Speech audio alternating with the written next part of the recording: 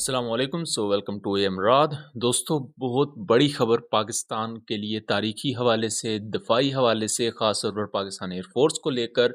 और इवन ये सिर्फ पाकिस्तान एयरफोर्स के लिए नहीं बल्कि आज़रबाईजान के लिए भी। रिसेंटली ये खबर कंफर्म हो चुकी है, ये खबर इस वक्त सोशल मीडिया पर आ चुकी है कि पाकिस्तान और आज़रबाईजान ने आपस में एक डील साइन की है 1.6 बिलियन डॉलर्स की। और इस डील के तहत पाकिस्तान प्रोवाइड करेगा JF-17 थंडर एयरक्राफ्ट जो कि ब्लॉक 3 स्टैंडर्ड के होंगे आज़रबाईजान को। इस डील में काफ़ी कुछ नई चीज़ें भी हैं, सिर्फ ये JF-17 ब्लॉक 3 से रिलेटेड नहीं है।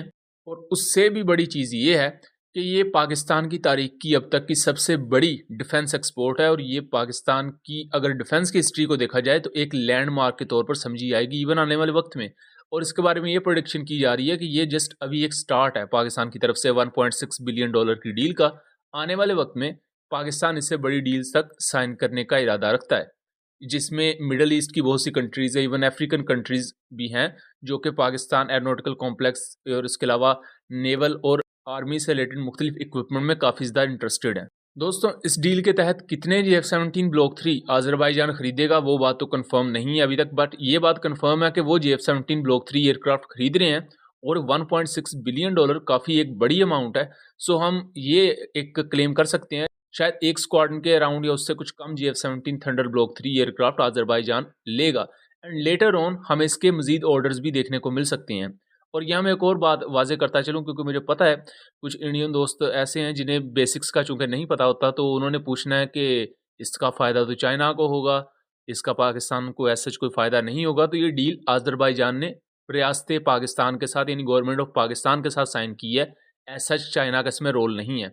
चाइना बेसिकली हेल्प करता है डिप्लोमेटिकली, जहाँ पाकिस्तान की इतनी डिप्लोमेटिक अप्रोच नहीं होती तो वहाँ चाइनीज़ असर रसूख काम आता है। जैसे कि अर्जेंटीना है, वहाँ चूंकि डायरेक्टली अमेरिका को कन्फ्रंट करना है तो वहाँ चाइना आ रहा है। लेकिन जो फ्रेंडली कंट्रीज़ हैं, मुस्लिम कंट्रीज़ जैसे कि आज़रबाईजान है, उसके बाद इराक है, यहाँ पाकिस्तान का चूंकि असर रसूख ज़्यादा है तो इसलिए पाकिस्तान इन तमाम डील्स को लेकर लीड कर रहा है।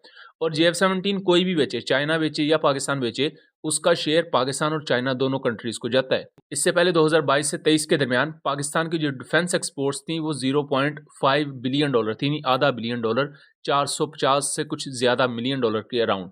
तो वो पाकिस्तान की तारीख की सबसे बड़ी डिफेंस एक्सपोर्ट्स थी। और अब ये जो डील साइन हुई है 1.6 बिलियन डॉलर की, ये उससे भी तकरीबन 2-2.5 गुना ज़्यादा है।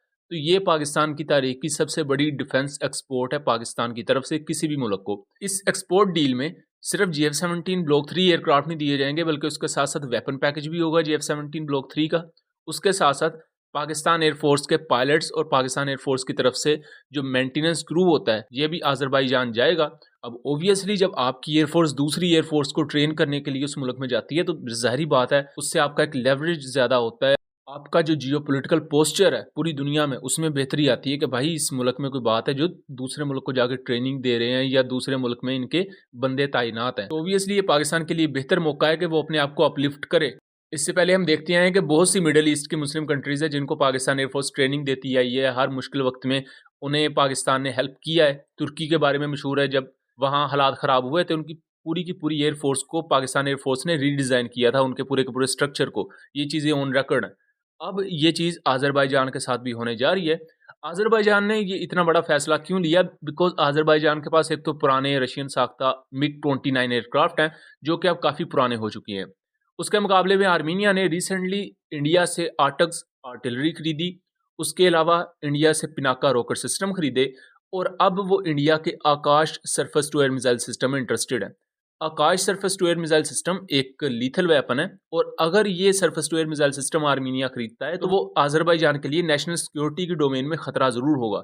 अब उसको काउंटर करने के लिए तो आज़रबाईजान के पास इसके मुकाबले में ड्रोन्स का अगर ऑप्शन है तो वो तुर्की अच्छे बना रहा है। तुर्की कोई बहुत अच्छे फाइटर जेट नहीं बना रहा इस वक्त। कान एयरक्राफ्ट आगे की बात है, उसमें अभी 5-6 साल मजीद लगेंगे।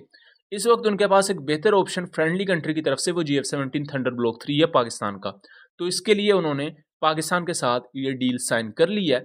और ये एक बड़ा लैंडमार्क, एक और वजह ये भी है, अभी तो जो वजूहात बताई वो हैं, लेकिन अगर आपको याद हो तो इससे पहले मैंने खबर दी थी कि 8 के करीब JF-17 ब्लॉक 3 एक मुस्लिम कंट्री खरीदने के लिए तैयार है। तो उस पर बहुत से इंडियन दोस्त यकीन नहीं कर रहे थे या उन्हें लग रहा था कि ये कोई हमें ब्लफ मारा है पाकिस्तानी ओसेंट्स की तरफ से।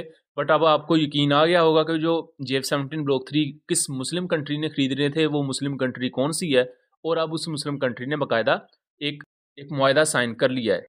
मीनवाइल ये तो देखेंगे बहुत छोटी सी कामयाबी है। अज़रबैजान को लेकर पाकिस्तान ने $1.6 बिलियन का पूरा एक डील तय की, उसमें JF-17 उसका वेपन पैकेज सब कुछ दिया जाएगा। लेकिन ये दोस्तों कामयाबी कुछ भी नहीं है। अगर हम LCA तेजस की कामयाबी के साथ इसको कंपेयर करें तो देखें, तेजस में तो अमेरिका तक इंटरेस्टेड है। अमेरिका ने ये ऐलान भी किया था कि वो अपने जो F-35 है उन्हें रिटायर कर देंगे, तेजस को ही वो रखेंगे अब, क्योंकि अमेरिका की तो टेक्नोलॉजी अब किसी काम की थी नहीं इंडियन तेजस के आगे। तो JF-17 की फिर कामयाबी बहुत छोटी लगती है, क्योंकि इंडियन टेक्नोलॉजी तो फिर ज़ाहिर-सी बात है सुपर पावर्स को हिला रही है, तो बाकी फिर क्या उसके सामने दुनिया के जहाज़ टिकेंगे। सो उम्मीद करता हूँ चीज़ें क्लियर रही होंगी, वीडियो पसंद आई हो तो इसे ज़्यादा से ज़्यादा शेयर कीजिएगा एंड चैनल को सब्सक्राइब कीजिएगा। मिलेंगे अगली वीडियो में, तब तक के लिए अल्लाह हाफ़िज़।